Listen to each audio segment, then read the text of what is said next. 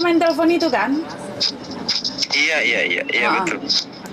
Yang bilang istrimu hilang atau istrimu gimana? Enggak, yang dituduh mencuri itu, Mbak. Oh, sorry. Oh, kamu istrimu yang dituduh mencuri. Terus gimana? Ada updatean terbaru nggak atau seperti apa? Aku bagaimana menolongmu? Oh, belum ada sih sekarang, Mbak. Oke, terus apa yang aku bisa bantu buat kamu? Bagaimana, Mbak? Bagaimana saya membantu Anda? Soalnya kan Samen malam-malam telepon itu bagaimana Samen maunya aku membantu Samen? Iya. Jangan sambil jalan Mas, handfree-mu keratak-keratak.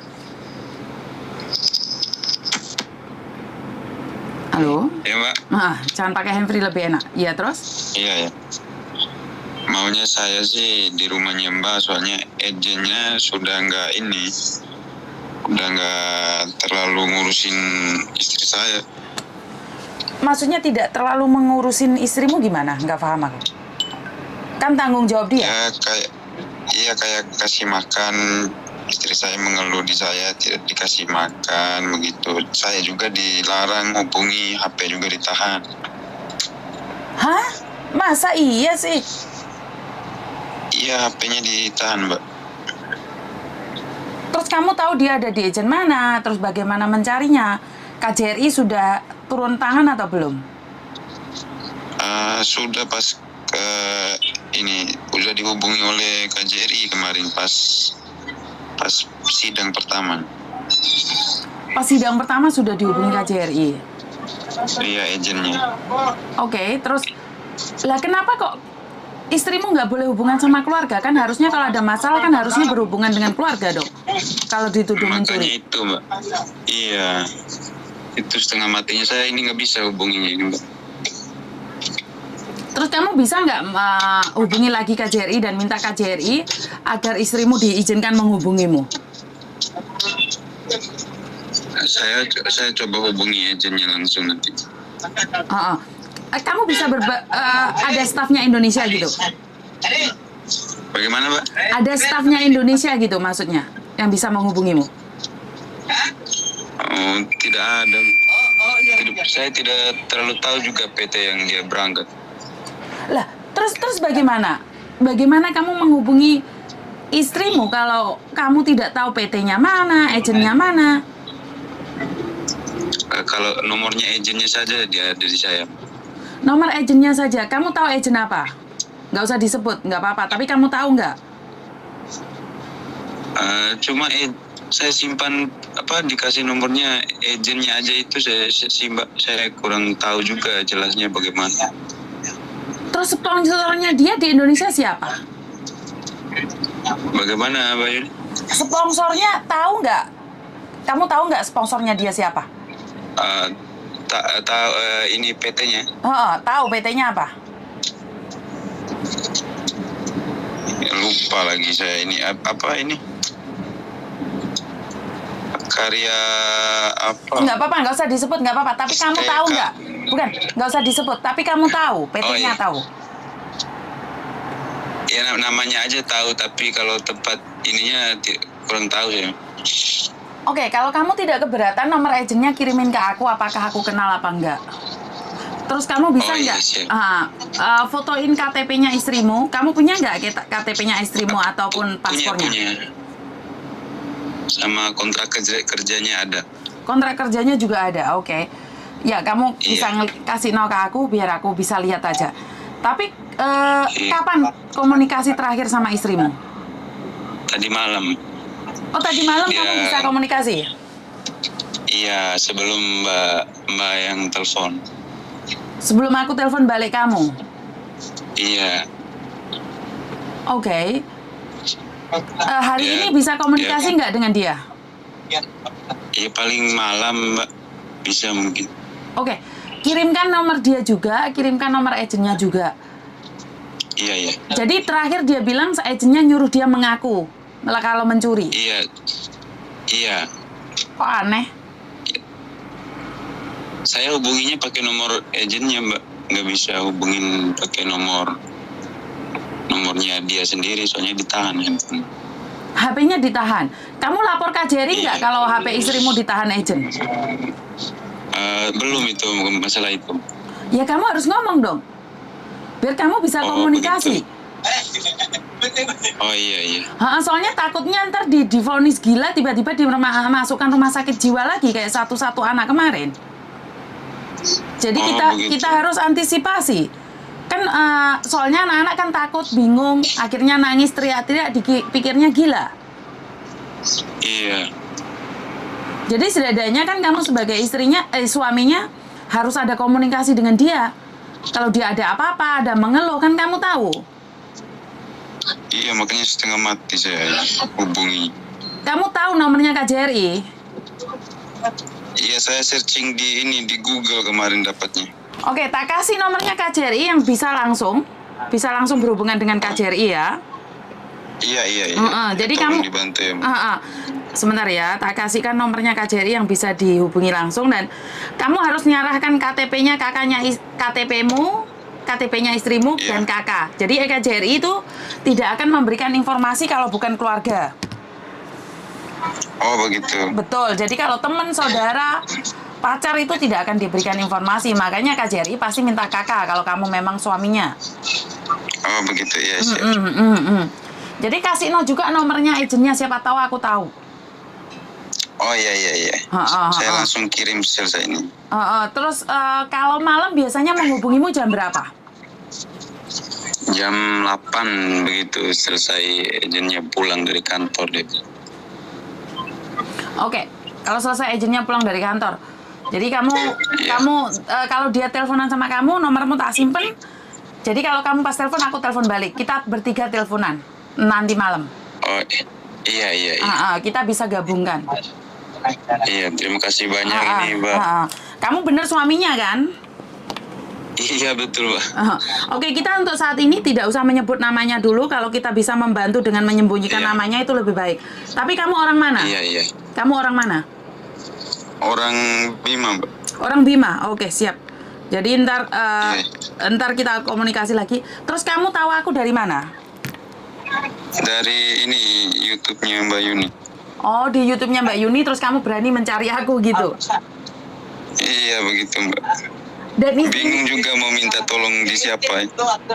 Oke. Dan kamu, istrimu baru berangkat ke Hong Kong 2 minggu, bener nggak? Baru 1 bulan. Baru 1 bulan. Dan dituduh mencuri. Dia mencuri apa katanya? Uang $40.000. Uang $40.000? Iya. Wah. Ya udah, istrimu suruh menghubungiku saja. Oh iya. Oke, terima kasih ya. Iya, terima kasih banyak juga Mbak Yuni. Oke, bye-bye. Iya. Oke, ini kasus pertama yang ingin saya katakan bahwa kalau memang seseorang itu mencuri atau apa, kenapa nggak dikasih kesempatan berbicara dengan orang lain atau bagaimana ya? Kalau mencuri dalam waktu 1 bulan, terus disuruh ngakuin, gini loh, saya bingung ya sebentar. Saya dulu itu pernah ada 1 anak, itu kasus pencurian. Kalau nggak salah Mas Andro tahu waktu itu. Jadi anak ini mencuri sebanyak berapa ya? Berapa waktu itu ya? 15.000 atau 20.000, itu benar. Berserta uang lesi dan emas-emasan digadaikan. Itu punya majikan, karena majikannya cuma bobo 1 orang. Tapi waktu kita selidiki, majikan itu mencurigai bahwa dia itu mencuri. Tapi kan kita selalu bilang kita tidak ada bukti kalau tidak mencuri, dan majikan bilang mau poking. Tapi majikan bilang kita selesaikan baik-baik, tak suruh anaknya pulang ke kantor. Waktu itu dia pulang ke kantor dan kebetulan saya ada di kantor, dan kita tanya sama anaknya, kamu benar mencuri? Dia bilang, iya Miss, saya mencuri. Lah kenapa kamu mencuri? Iya kepepet Miss. Dan semua alasan orang mencuri itu kepepet. Tapi itu nggak sampai ke polisi ya Mbak ya. Ya syukur alhamdulillah waktu itu majikan tuh mendengarkan kita berdamai, dan akhirnya anak itu nulis surat. Nulis surat bahwa mengatakan dia tidak akan mencuri lagi. Dan majikannya bilang ya udah, dia punya punya gaji selama 4 bulan, 5 bulan, selesai dia yang dicuri sudah lunas, dia diizinkan pergi. Saya sendiri juga kaget ya, dimana majikan mau gitu loh, mau, dia sudah nyata-nyata mencuri loh Mbak. Ini nyata-nyata mencuri loh. Dan ini satu hal lagi, bagaimana cara agensi berkomunikasi, itu sebenarnya sangat penting sekali. Walaupun saya tahu tidak semua majikan mau, mendengarkan omongannya agent, itu tidak semua ya, karena memang majikan kan merasa sudah dirugikan, mencuri masih dengerin omongan agent, itu suatu tidak mungkin. Tapi ini nyata banget bahwa majikan itu bilang bahwa ya udah nggak apa-apa, kita selesaikan baik-baik dan dia bayar baik-baik. Dan ini satu hal yang dimana nggak perlu sampai heboh gitu loh. Tapi ada kalanya juga ya greget, ada anak yang benar-benar mencuri, dia nggak ngaku, malah ngamuk-ngamuk buat status di Facebook. Katanya saya mengaku dia untuk mengaku. Ya loh, saya tuh tidak perlu pengakuan dari kalian. Kalau kalian tidak mencuri ya udah nggak apa-apa. Tapi malah heboh dan majikan melihat Facebooknya malah dipokingin, itu juga pernah terjadi. Ini satu hal. Yang kedua, mencuri uang 40.000 di rumah.